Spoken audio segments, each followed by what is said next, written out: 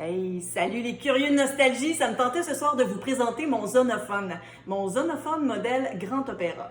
Donc, on a commencé à le fabriquer en 1906, ce qui fait qu'au début du siècle, on pouvait se le procurer pour environ 60 $. Ce qui est particulier avec le pavillon du mien, c'est qu'il est fait en tôle, mais c'est une tôle sur laquelle on est venu presser une couche de nickel. Donc, ça lui donne une brillance qui est différente du laiton, le laiton qu'on voit plus habituellement dans les cornets de ces années-là. Évidemment, mon Zonophone lit les 78 tours, les 78 tours durs, ceux qui sont rigides. Si vous avez à la maison des 78 tours qui sont un peu plus mous, bien, sachez qu'ils étaient conçus pour les tables tournantes des années 60. Donc, si vous allez mettre ce type de 78 tours-là sur une machine comme ça, c'est terminé, il va vous bouffer votre disque et ça va être bon pour les poubelles. Sur la tête de lecture, il y a une aiguille. Peu de personnes sont au courant de ça, mais ces aiguilles-là étaient conçues pour une ou deux écoutes, pas plus. Ce qui fait qu'il fallait la remplacer et l'acheter par la suite. Donc, vous comprendrez qu'on ne trouve pas ça chez Canadian Tire.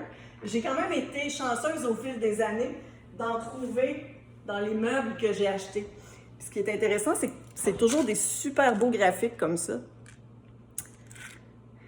Donc, les petites boîtes d'aiguilles de phonographe et de gramophone du temps. Je peux vous montrer un peu à quoi ça ressemble.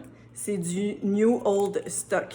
Donc, c'est vraiment des aiguilles qui sont aptes à jouer sur le disque, mais qui doivent dater quand même du début du siècle, parce que ça se fait pas en contrefaçon maintenant.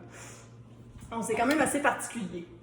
Et ça me tente de citer Sylvie et Jean-Paul Agnard, qui sont propriétaires du musée du phonographe de Sainte-Anne-de-Beaupré, pour qui j'ai une grande admiration.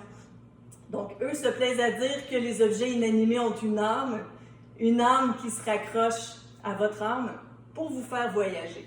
Donc, ça me tente de vous faire voyager ce soir, juste vous faire écouter un peu le son de ce modèle-là en particulier.